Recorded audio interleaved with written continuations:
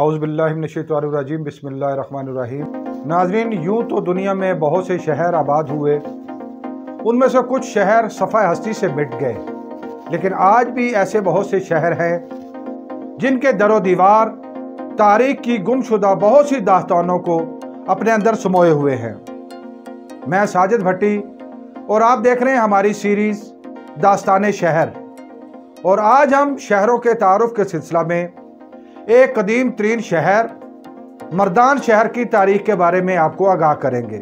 हज़ारों साल कदीम ये शहर कब आबाद हुआ, इसका नाम कैसे मर्दान पड़ा, इसने क्या क्या अरूजो ज़वाल देखे, और आज वहाँ पर किस तरह के आसार कदीमा मौजूद है और क्यों पूरी दुनिया उस जगह को विज़िट करने के लिए आती है।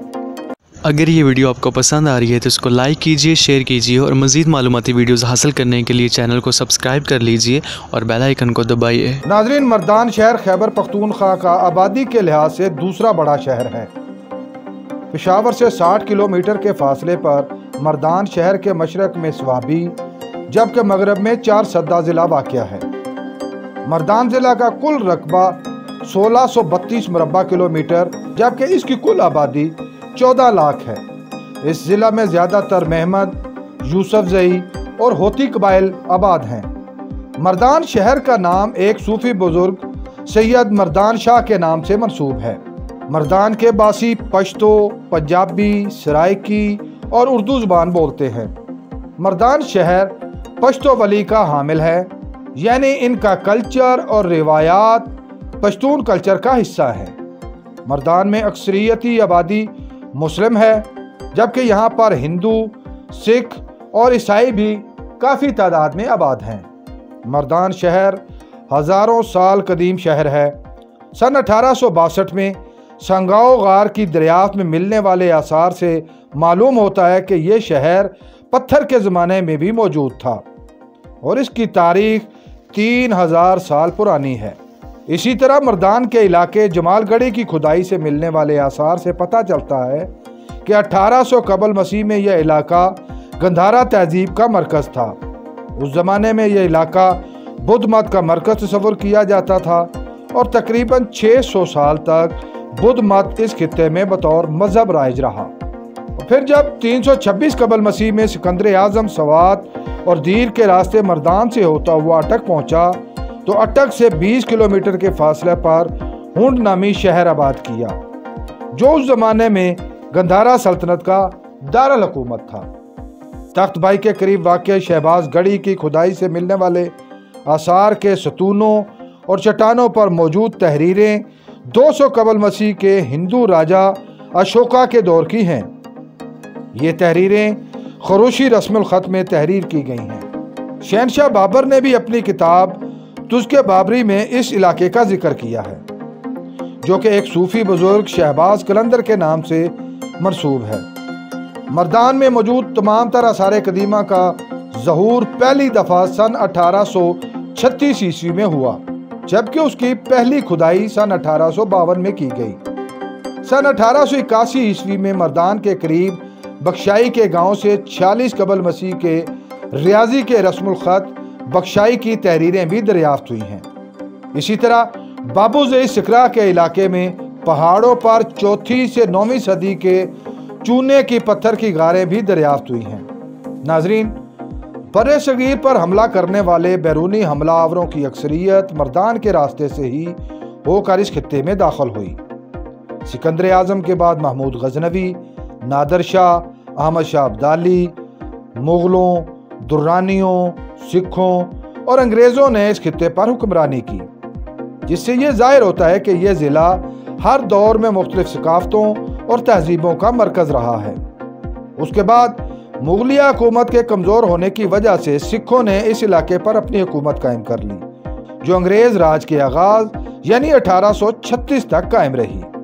तख्त भाई से 3 किलोमीटर के फासले पर सारी बहलोल का गांव गंधारा आर्ट का सबसे बड़ा मरकज़ है। नाजरीन, अब तक की बयान करदा तारीख से मालूम होता है कि मर्दान एक कदीम तरीन शहर है। तख्त भाई के करीब पाए जाने वाले आसार कदीमा को सन 1980 में اقوام متحدہ کے ادارے یونیسکو نے عالمی ورثہ قرار دیا۔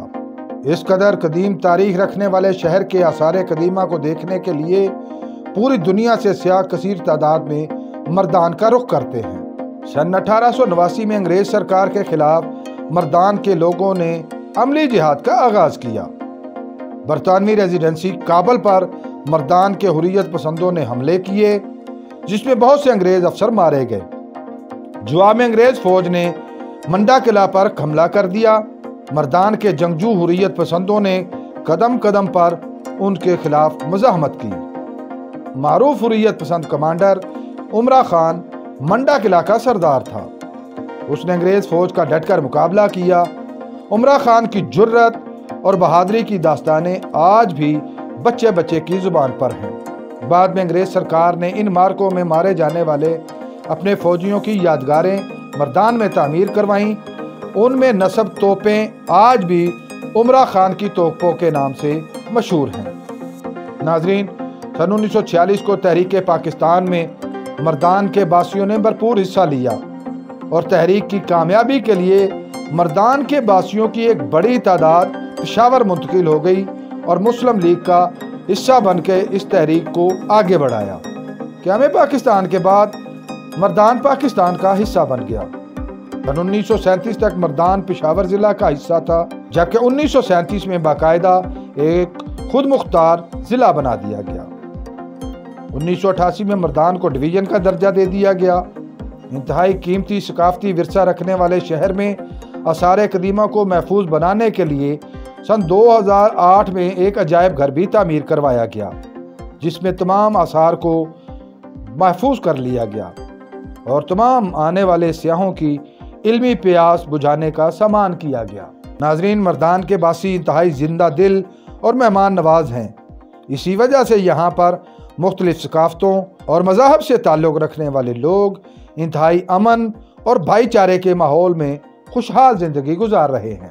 سن 2004 کے بعد سوات کے علاقے میں دہشت گردی کی جو لہر اٹھی، اس کے بعد دہشت گردی کے خاتمے کے خلاف ہونے والے آپریشن کے نتیجہ میں سوات کے شہریوں کی بڑی تعداد ہجرت کر کے مردان منتقل ہو گئی۔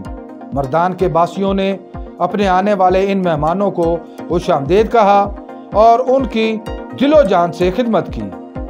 تخت بھائی کے چپل کباب اور مردان کے بادیونی پیڑے یہاں کی مشہور سوغاتیں ہیں۔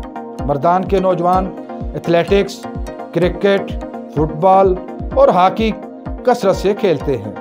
ناظرین، مردان سے تعلق رکھنے والی بہت سی نامور شخصیات نے دنیا بھر میں مردان کو اعلیٰ پہچان عطا کروائی، جن میں معروف کرکٹر یونس خان، معروف صحافی رحیم اللہ یوسف زئی، سلیم صافی، امیر حیدر خان ہوتی، سرتاج عزیز، شاعرہ سلمہ شاہین، اداکار سلیم ناصر، اداکار طارق شاہ اور سیاستدان محمد عاطف خان کے نام انتہائی نمایاں ہیں۔ ناظرین، امید ہے آپ کو ہماری یہ کاوش پسند آئی ہوگی۔ اگر آپ اس ویڈیو کے بارے میں اپنی کوئی رائے دینا چاہیں تو کمنٹ باکس کا استعمال کریں۔ بہت جلد ہم ایک نئی تاریخی اور معلوماتی ویڈیو لے کر آپ کے سامنے حاضر ہوں گے۔ تب تک اللہ حافظ۔